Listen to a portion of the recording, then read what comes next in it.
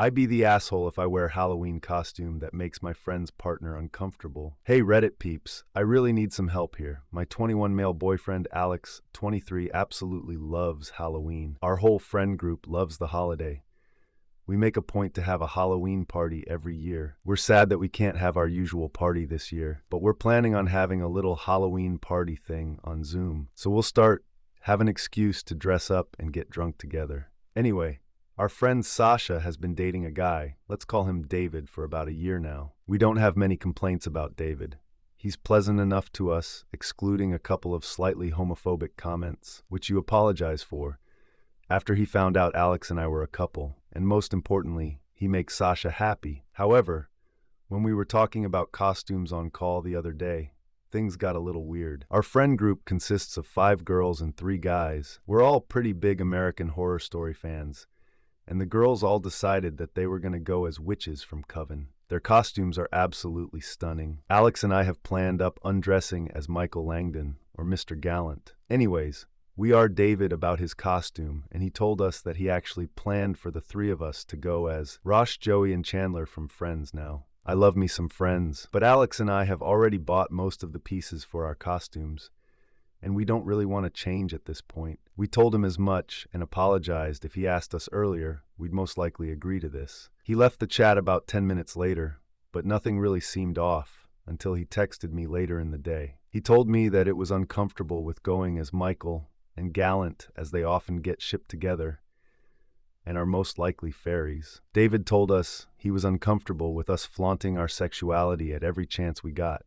That is making him uncomfortable. We apparently ruined Harry Potter for him when we dressed up as Remus in Sirius last year. Anyway, David is still insistent on us changing our costume. We've also been accused of trying to isolate him, as he isn't into American Horror Story. He can dress up as literally anything he wants. There are no rules. I really don't want to make anyone uncomfortable, and I don't want David to feel like he's unwelcome. But Alex and I were really excited about our costumes this year. I know this seems like a stupid thing to be worried about, but we don't want to cause trouble for Sasha. And she really likes David, and we don't want to get in court in the middle of some stupid argument over a goddamn Halloween costume. I'd feel awful if we're the reason that they started having problems in their relationship. Would I be the arsehole? I don't have a quick look up at those characters. Pretty cool. Pretty cool. But yes, he made the comment of them being fairies. So yes, he's being homophobic. So you're definitely not the arsehole. Don't play into this game that he's playing right now. And I'm sorry, his costumes sound awful. His costume, I did like from Friends, Ross, Joey, and Chandler. God, I couldn't think of a more boring costume in my opinion. It's just 3 guys in normal clothes. What the hell? And there was an edit to this post which said, okay, I did not expect to get this many replies. Thank you so much to everyone who commented and offered advice. I really appreciate it. Oh, and just quickly, AHS stands for American Horror Story. My stupid ass thought I'd already written that. Sorry. I've seen a few people asking if Sasha knows about David's behavior. She doesn't. Well, didn't. Not long after they started dating, David made a few comments about being against gay marriage and knowing full well Alex and I hope to get married someday. Sasha blew up at him. She was disgusted that he think like that, and she almost left him after that incident. We felt awful for her, and she really did like David. They kept making promises to her that it wouldn't happen again, and I apologized profusely. Sasha made David apologize to us and asked Alex if we'd be okay speaking to him again, and believing it was a one-off occurrence. We said sure. He made Sasha really happy after all, and she had never stayed with him if we weren't comfortable being around him. We kept the homophobic jokes to ourselves, but told him that they were homophobic to his credit. He did apologize. That was most likely not sincere. We told Sasha about this whole situation about an hour ago and sent her screenshots of the conversation. She was disgusted, and we heard a good 5 minutes of their argument before Sasha apologized and told us she'd call us when she dealt with him. We've had a text from Sasha apologizing for all this, but it's not her fault now. As I said at the start, we are covering stories that all have updates, so we're going to go straight to the update post. I was going to post this a few days ago. My professor decided to dump about 1 million projects on us at once, so I had to wait a little bit. Alex and I took the advice of you lovely people and talked to Sasha about David's behavior. We either sent her some screenshots, she went absolutely AEP shit at him, long story short. She broke up with him. This is where the story should end, but David is apparently a petty asshole. We did originally only plan to have a small Zoom core party with a couple of friends, but some mutual friends and people from some of our classes and asked if they could join, about 15 people, all in. We're okay with this, and decided just to have a larger Zoom party with them for a little bit, then leave and have a call with just our small, close-knit friend group people. We don't mind getting completely trashed with. We informed everyone of this and everything was going great until it wasn't. David is roommates with a mutual friend, Ryan, and his friends with people in our mutual friend group. So he decided he's going to join in with the festivities, knowingly making Sasha very uncomfortable. He made a few passing comments about how he left Sasha because she's a homophobic slur hag, and kept asking her if they could call in private. He got shut down pretty quickly. Ryan is not one for that kind of drama, so he told David to get a grip. It made the whole thing pretty awkward, to say the least. About an hour or so into this mess, Ryan shuts off his camera and mutes his mic. He and David were using the same computer. After yet another comment from David when he turned the camera and mic back on, David was soaking beside him, just generally looking like a scolded child. Alex and I decided to mess around with him. Yes, it was petty. No, we do not regret it. We started dropping in some American Horror Story lines whenever we could, e.g., "So you like leather?" I like a lot of things. Any sort of suggested dialogue we could think of between McKing and Gallant. Not a massive amount to work with, but, we could see David practically biting his tongue to not say anything. Eventually, after a whip comment from Alex, he left. Ryan just shook his head and laughed it off. Everyone else found it pretty amusing, and myself and Alex were pretty pleased with ourselves. The rest of the night was a hell of a lot better. David actually tried to contact Sasha a few days ago, but Sasha's dad was pretty quick to intervene. Here's a big guy. I wouldn't want to piss him off.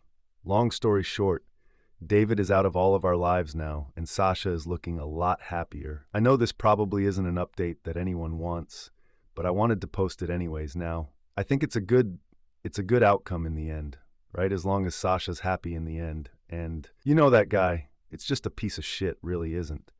He's a homophobic guy. So yeah, he's got to go, the end of which happened, which is fantastic. But what do you guys think of this story? Let me know in the comments below. And our next story is from Shannon. Would I be the asshole for confronting my dad about shady bank account activity? So my parents got divorced a couple of years back. My dad has been pretty involved with prostitutes and blew thousands of dollars of family money on this habit. The divorce started out pretty amicable, but when my dad started to realize he's going to lose a lot of his money, he wanted to cut my brother and I off of his health insurance plan, take away college money, etc. I was 21 at the time and my brother 19. My dad was also pretty intensely cyber stalking and physically stalking my mom when she started to move on. He put a tracker on a car, a kilo, go on a computer, all these things. We changed all of her passwords, and then the next day, she was locked out of her accounts because my dad had changed them all back. It took lawyers getting involved because of this harassment to get insurance details, righted college money restored, and get reparations back to my mom through all of the prostitute money he used. I contemplated cutting him out my life back then, but I just felt terribly guilty about all of it. Even though my brother cut off communications. Fast forward to now, and my dad and I have somewhat of a relationship. It's improved a lot since the divorce years, even though I've caught him in a lot of lies/shady behavior still. However, I recently got married back in May, and my husband and I found out we're expecting the baby during April. We've been working towards merging our finances, but I get this notification from my bank that the contact phone number on my account had just been changed to my dad's phone number. I just feel so sick. I know he was the one who put that number on my account, which means he's probably yet again doing something shady to access my account. I told my brother about it, and he's livid and ready to confront my dad. And I think I am too. I called my bank account about the phone number change, and while they don't give me the IP address the change was made from, they can confirm it was done for a verified login, and it was not myself or my husband. So would I be the asshole for confronting my dad and possibly cutting off contact? I'm so sick of being locked out of accounts, having my private information screwed with. And at this point, I don't want my future child/family having to deal with all this harassment and stalking. Hell no. Cut off contact immediately. What is he playing at, man? Who needs enemies when you got family like that in your life, man? Then the update to this post says, so I got a lot of great advice from the sub, and I wanted to thank everyone who took the time to respond. I ended up taking my computer into Geek Squad, and they did find a keylogger in it.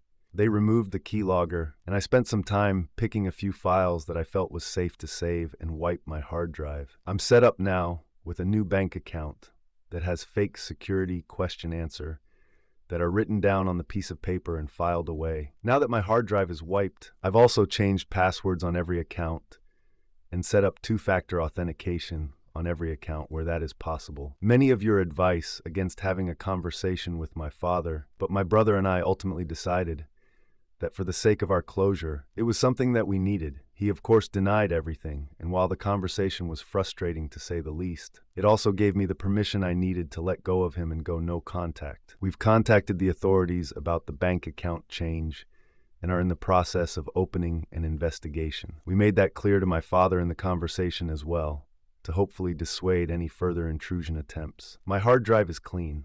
I've blocked his email address and phone number and deleted all old emails that could contain downloadable files and malware. This is going to be a long road and feeling like we're safe, but I think I'm finally heading the right direction. Thanks again for everyone who commented on the original post. All the advice was so helpful. So is that sort of counted as fraud or anything like that? I don't know, I'm trying to get in. Does that still count as like a fraud or something like that? Well, the bank can tell the police about it. And will the father get in trouble from the police because he bloody should do for that kind of behavior, right? Let me know what you guys think of the situation, and if you've ever been in a similar position before, like you had your bank account hacked or anything hacked on. Well, I say hacked. I'm doing air quotes when I'm saying hacked. You know, what? You know? But let me know what you guys think in the comments below. And our next story is from an IDR So Naked twin. I'm either asked for kicking out my identical twin for selling nudes online. Basically what the title says to give some backstory. My sister, 23 female, and I, 23 female, were kicked out by our parents at the age of 18. We've been living in an apartment together with a roommate ever since. My sister doesn't have a steady job at the moment, so I've been handling her portion of the rent of the apartment. A few weeks ago, she approached me and told me that she found a source of income and would likely be able to start paying for rent soon. I didn't ask too many questions when she told me this, because I was just happy that she finally found a job. However, I was talking to our roommate 2 nights ago and found out that my sister, starting OnlyFans account, that's been selling naked pictures / videos of herself now. I am very sex positive and forward thinking. I have nothing against sex workers, but she is my identical twin. We look exactly alike in almost every way. I personally do not feel comfortable sharing my body online to strangers. And on top of that, I'm trying to start a professional career for myself. And I don't want employers / coworkers to find this and think that it's me. I confronted to my sister when she got home later that night and told her that I will not be speaking to her until she gulatees the account and that she would have to move out of the apartment. She was pretty mad about this and stormed out the apartment and ended up sleeping at a mutual friend's house for the last 2 nights. I talked to our roommate and some friends about this. They think I overreacted. I'm either our soul here. Now this is a tough one. It's a tough one because, you know, it should be your body, your choice. But when your body looks exactly the same as someone else's, and it could damage their professional career, where do you go with that? I would probably say that you are the asshole in the situation, because you know it is her body and her choice. And I think you need to make clear to any professional company that you do have a twin, and they're in that field. I think I would go with it, honestly, and just say that I think that's the only way you can really approach it. Unless you guys can think of a different way, but we have an update that says, hey y'all. So a while back, I made a post about how my twin sister started an OnlyFans, and I was considering kicking her out of the apartment. In that post, it was determined that I was the asshole. A lot has happened since then, so I decided to make an update. After reading your comments, I decided that I probably took it too far, and although it was embarrassed and felt violated at the end of the day, it is her body and not mine. Just because we look the same does not mean I get to have a say, nor should it affect our relationship. So I called her and told her I wanted to talk, and we had a really long emotional discussion, and I obviously decided not to kick her out, as long as she was able to cover her rent going forward. Then COVID happened, and as of June, I no longer have a job. I was one of the newest people at the company I was working for, and so I was the first to go.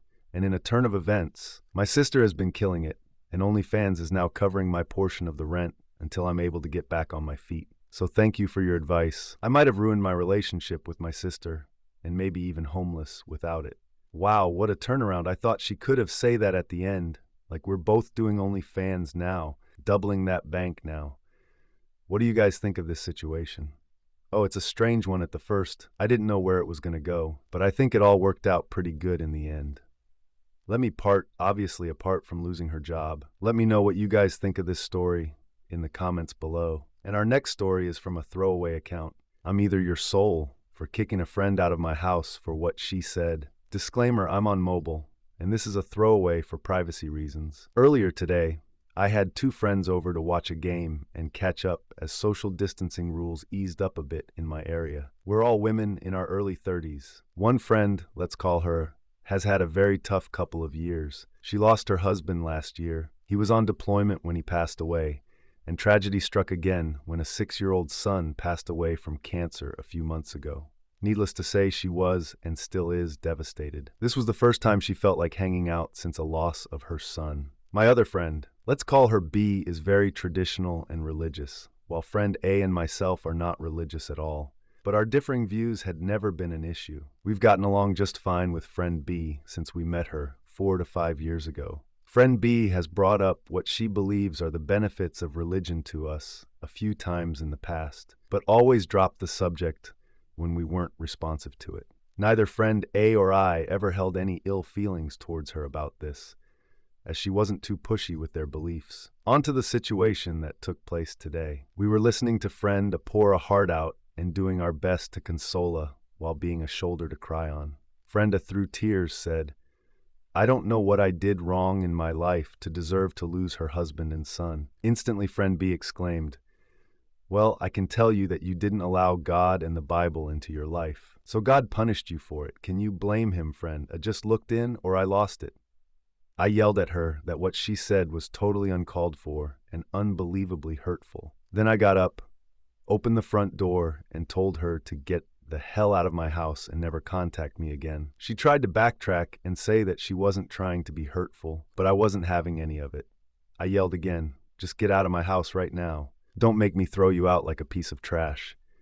She huffed and left. Friend A was bawling at this point, but said thank you. We continued talking and she calmed down after a while. Looking back now, I realized I could have possibly handled the situation better. Both friend A and I never thought friend B would say something like that.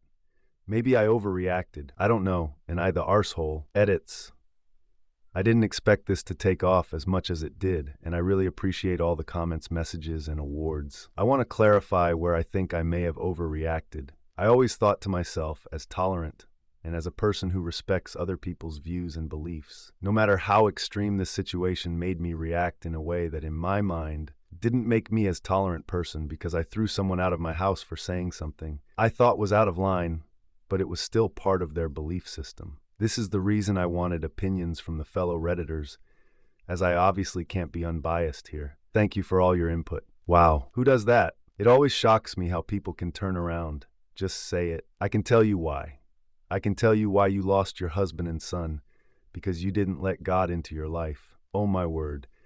And then one comment from Jake Fortune who said, "Not the arsehole. I mean, you could have handled the situation better, but you probably aren't big enough to physically grab B by the collar and belt and throw it 10 feet into the front yard like cartoons. That's all I could picture myself doing. Oh my God. How would you react if someone acted that way in front of you?"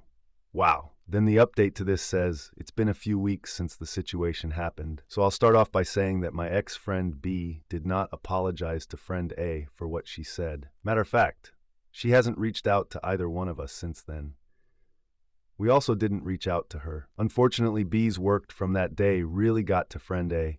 She struggled with survivor's guilt and questioned her upbringing, /lifestyle views on religion, etc. She doubled her therapy sessions, and I spent my free time keeping her company. A couple of weeks ago, I went over to her place and found her reading the Bible and almost obsessively flagging pages.